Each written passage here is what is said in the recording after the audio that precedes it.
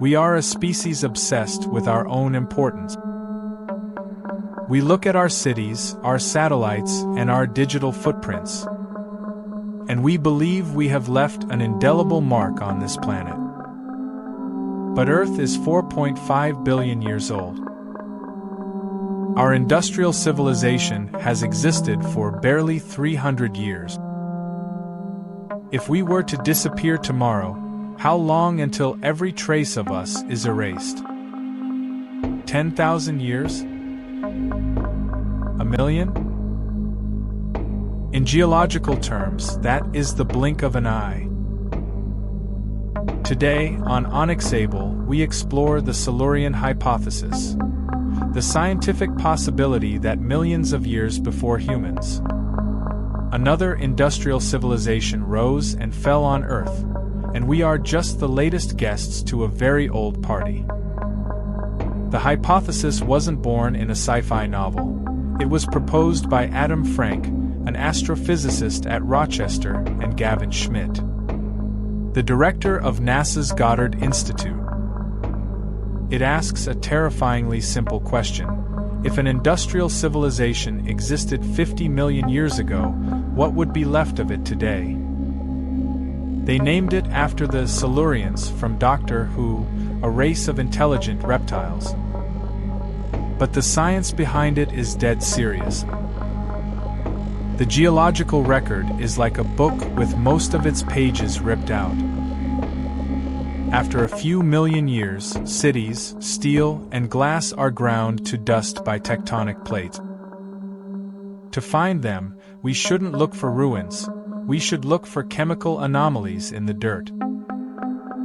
If we vanish today, what would our technosignature be in 100 million years? It's not our statues or our buildings. It's our chemistry.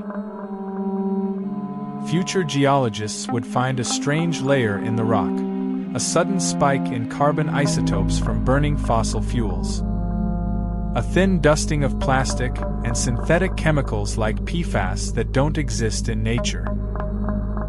We are creating a human layer, a geological signature that will last far longer than our species. If we can imagine our own chemical ghost, we can look for others. We are looking for spikes in the ancient past, sudden, violent changes in the Earth's atmosphere that look exactly like what an industrial society would do. And we found one.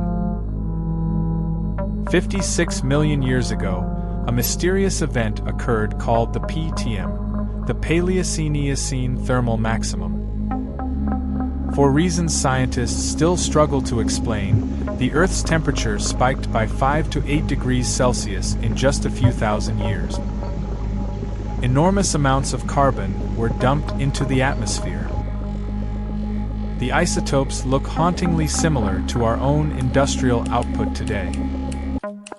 Was it a massive volcanic eruption? Or was it the exhaust of a civilization that lived, thrived, and burned out long before the first primate walked the Earth? The timing is perfect, but the evidence is buried under miles of rock and time. Usually, when we search for intelligent life, we look at the stars. We use the Drake equation to guess how many civilizations are out there in the galaxy. But the Silurian hypothesis suggests we should be looking down, not up. If civilizations only last for a few thousand years before they exhaust their planet, the odds of finding one in our own history might be higher than finding one in deep space. We are searching for our own ancestors, not of blood, but of technology. If Earth has done this before, it means the industrial filter is a cycle. A cycle of rising, burning bright, and disappearing into the silence of the soil. The most common counterargument is, where are the buildings? If there was a civilization, surely we would find a rusted skyscraper or a titanium bowl. But Earth is a violent machine. plate tectonics acts like a geological shredder. The entire ocean floor is recycled every 200 million years. Most of the continental crust is constantly eroded by wind and water. If a Silurian city existed 60 million years ago, it wouldn't just be buried, it would be ground into dust, melted in the mantle, and reborn as volcanic rock. On Earth, time doesn't just hide the past, it destroys it. If Earth is a bad place to keep secrets, the Moon is the perfect vault. There is no wind, no rain, and no tectonic activity on the lunar surface. If an ancient Earth-based civilization achieved spaceflight, even for a brief century, they would have left something on the Moon. A satellite, a rover, or a footprint. While Earth's record is wiped clean every few million years, the Moon's surface is a pristine record stretching back billions of years. To prove we were not first, we may not need to dig into the mud of Earth, but into the regolith of our celestial neighbor. Let's look at our own legacy. In 100 million years, what will be left of us? Not our history books or our digital cloud.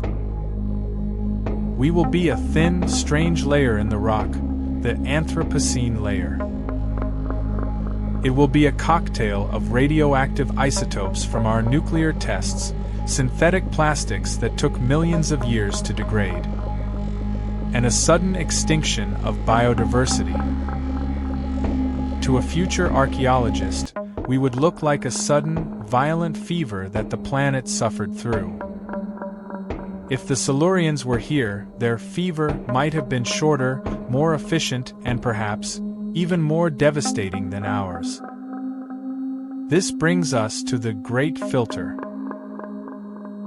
This theory suggests that industrial civilizations are inherently unstable.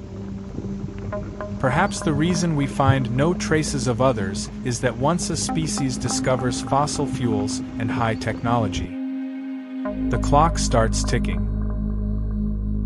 They burn bright, they change the climate, and they vanish, all in less than 10,000 years. On a geological timescale of billions of years, a 10,000-year civilization is invisible. It's like a single spark in a forest fire. We might be just another spark, unaware of the millions of sparks that flew before us. If they existed, who were they? They weren't humans. 55 million years ago, mammals were mostly small, shrew-like creatures. The candidates for a Silurian civilization would likely be reptilian or avian. Dinosaurs had 150 million years to evolve. That is 30 times longer than humans have had. Could a small, bipedal dinosaur have developed tools, culture, and eventually industry? We assume intelligence looks like us, but nature is far more creative. The first masters of Earth may have had feathers or scales, and their cities might have been built in the swamps we now dig for coal. We live in the digital age, the most fragile era of information in history. Our ancestors wrote on stone and parchment, which lasted thousands of years. We write on magnetic disks and silicon chips that decay in decades. If we disappeared tomorrow, our entire digital memory would be gone in a century. We are leaving a massive chemical footprint, but a very small cultural one. Perhaps the Silurians were the same. Their art, their music, and their internet are not just hidden, they are simply non-existent in a world that only remembers stone and bone. The Silurian Hypothesis is a lesson in humility. It reminds us that Earth doesn't belong to us, we are just passing through. We are a brief flicker in the long, dark night of geological time. Whether we were first or just the latest in a long line of forgotten empires, the outcome is the same. The planet remains. And the soil forgets. As we look at the stars, maybe we should listen to the ground. Because the truth isn't just out there, it's beneath your feet. Thank you for diving deep with ONYX ABLE.